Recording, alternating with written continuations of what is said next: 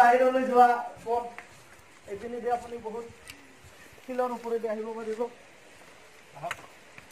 ইয়াত আহিব এবাৰ ধৰি ভিজিট কৰিব, এনজয় হ'ব। বহুত ধুনীয়া ঠাই, মুঠতে আমি ক'লো না বহুত ধুনীয়া ঠাই। ইয়াত আহিলে আপোনাৰ মন চন চব